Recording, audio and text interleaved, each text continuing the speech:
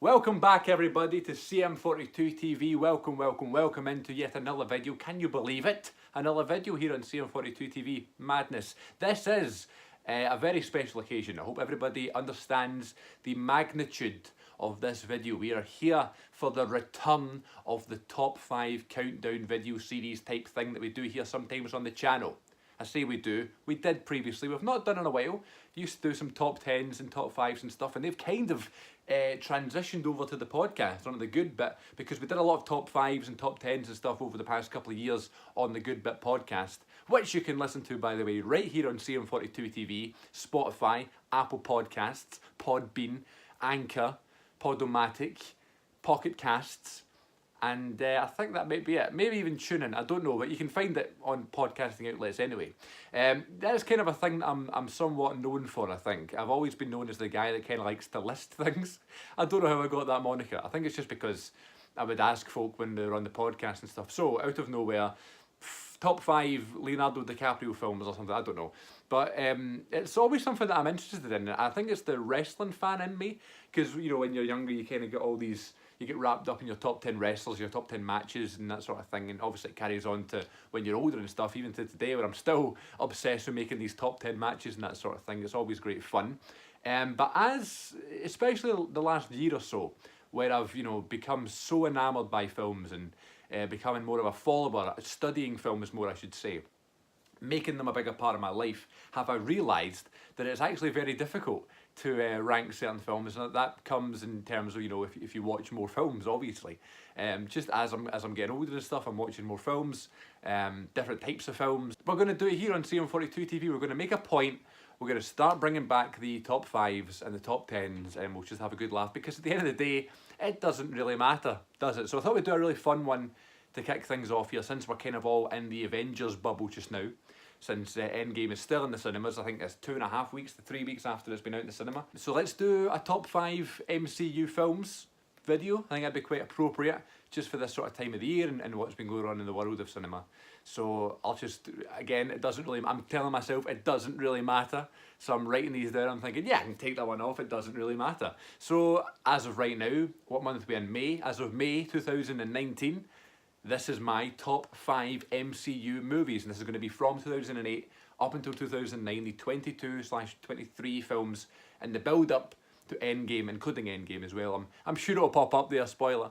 But yeah, here we go, my top 5 Marvel Cinematic Universe films here on CM42 TV. Okay, so my number 5 might come across as somewhat of a controversial pick, just because it's definitely not one of those films that is considered up there as the best MCU film, but I really like it, and the sequel, and I think this film and the sequel are the 2 most underrated MCU films in my opinion, because they're just the most fun. Maybe not the most fun, I'll take that back, but they're very fun, they're very funny, they're charming, they're sweet, and they're really good. You can get your tense moments, you can get your action moments and stuff. Of course I'm talking about Ant-Man from 2015, starring Paul Rudd and Michael Douglas. I love these films. And Ant-Man and the Wasp, by the way. See, Ant-Man and the Wasp in 2018, it nearly made my top 10 films of the year. I loved that film so much. I thought it was so funny.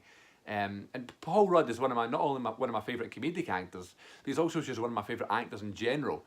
I think these 2 films, Ant-Man itself and Ant-Man and the Wasp, totally get overlooked, totally overshadowed by other films that came out in their year. Like, from last year, I guess you could talk about Infinity War and even Black Panther and that sort of thing. But I think the first Ant-Man film is the one that's making my list right now, because I'm going to actually take them both because I like both of them maybe equally. Because I think they're so funny. I think they add so much to the whole story that you don't really expect. You know, you're going into the Ant-Man films thinking, okay, whatever, it's just going to be a daft comedy, a wee comic relief from the whole tense story and that sort of thing. And then you get these films that are so funny and they're so much of a relief, but also have so much information in there, so many cool wee Easter eggs leading up to the other films, and then the other films have Easter eggs from, you know, the Ant-Man films. I'm going to probably repeat myself, because that's the case with all MCU films, isn't it? They just all have Easter eggs with each other. They've come together and they've created Easter eggs. They've just had these great wee inside jokes and these wee sweet moments that we go, aw. And if you go, aw, in a Marvel film, then I think they've done their job pretty well. So my number 5 is a tie between Ant-Man and the Wasp and Ant-Man from 2015. Number 4 on my list is the first Guardians of the Galaxy film from 2014. Yes, this was a film that I was refusing to watch for a long time. And I don't know why. I don't know. Everybody was telling me, you know, at the time, you should watch Guardians if you like the Marvel films. And admittedly, in 2014, I really wasn't that fussed about the Marvel films. It really took me until I saw Age of Ultron and even up into Civil War in 2016 until I properly was like, you know what, I love these films, I'm really into them, and they're really, really good. But back in 2014, it was just another film. You know, sometimes I'll go and see them. You know, I saw Winter Soldier in the cinema, and I'd seen the Thor films and that sort of thing. But they were never top of my list, never like top priority for me to see. So when a new one comes out, especially one called Guardians of the Galaxy that I'd never heard of, didn't know who Chris Pratt was. The only thing that appealed to me in this film was the fact that, you know, Batista's in it. Dave Batista is playing Drax the Destroyer, and Bradley Cooper is playing a raccoon. And they were the two things I was like, 'cause I love Bradley Cooper, and of course, shout out to Big Dave. So those were the only things, and ultimately those were the two reasons why I ended up watching the film. All, you know, along with being recommended it by loads of people, my family, my friends and stuff. And then when I sat down and watched it, I couldn't make it through the whole thing. I watched it on my laptop, and I was just kind of like, and you know the way you're not really comfortable when you're watching a film.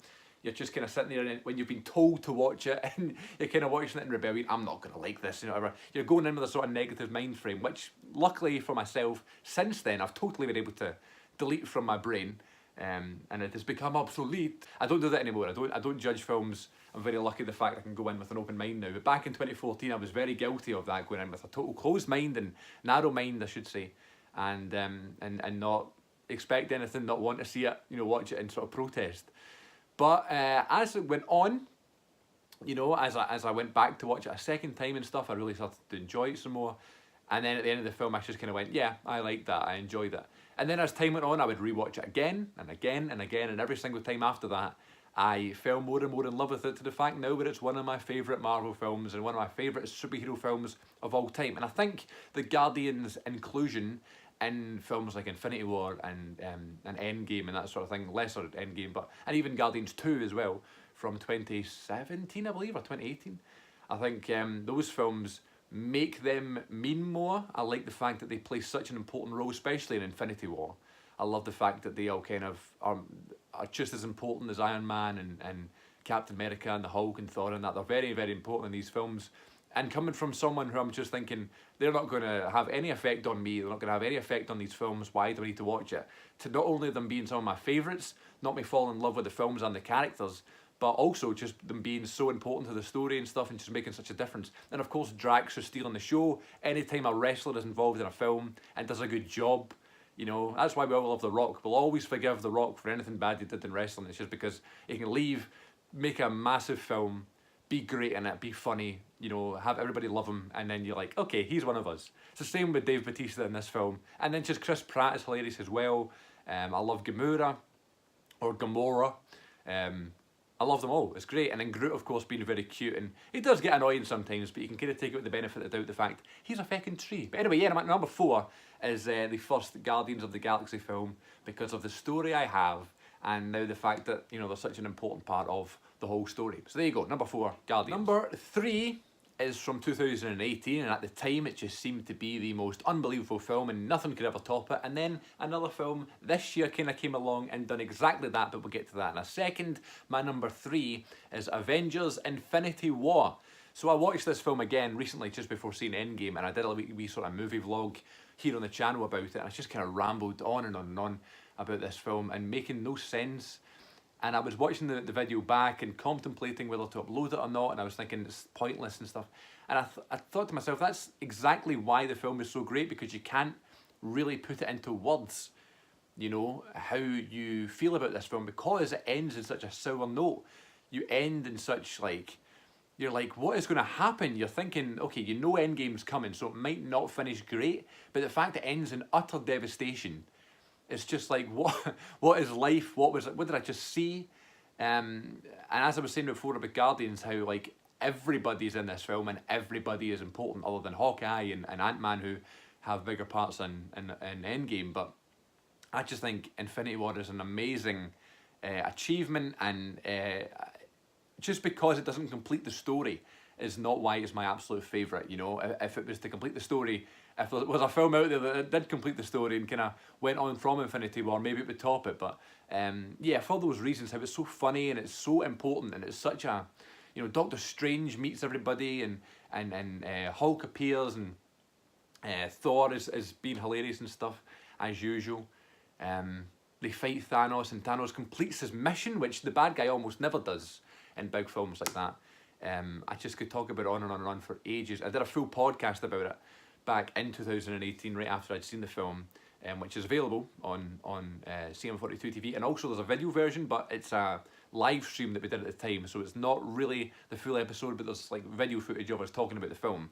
We go really into detail about all the characters and stuff and how much we love the film. But Infinity War is just an absolute, it's a treasure. It sets up the final film perfectly, and you could watch it as a standalone and be just as impressed and be just as moved and be just as hyped. I've seen Endgame twice, but I know if I was to watch Infinity War, you know, again, I'd be happy to sit through the 3 hours of Endgame yet again. So yeah, Infinity War is my number 3 for those reasons here on this particular day.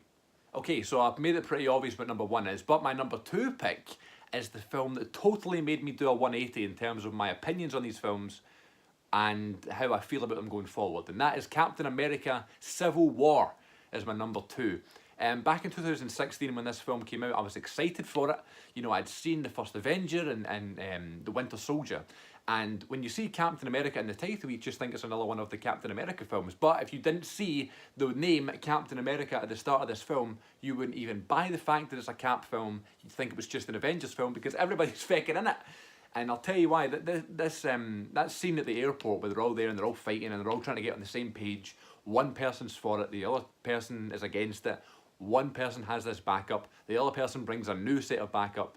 Spider-Man appears for the first time, which is a great thing. And shout out to Spider-Man as well. Shout out to you, Peter, just because they didn't make this list, but I think Spider-Man Homecoming's amazing, and I think Far From Home is going to be really good as well. My number 6 pick, by the way, would be Captain Marvel. But we're going right off topic here. But I thought Captain Marvel from this year was utterly amazing as well. And that would change my opinion as well. I'm looking at these films that totally change the way you look at them, you know. I like it in films when there's a moment where you're watching the film, already enjoying it, already thinking it's really good.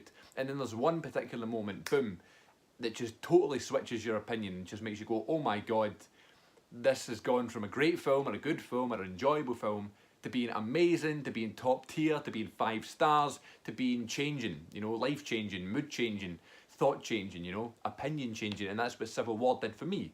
You know, again, as I said, I wasn't even fussed about it. I wasn't even, you know, worried about it. I wasn't like, I'm not really going to be foreseeing this, but I guess everybody else is going to see it. It's a big film.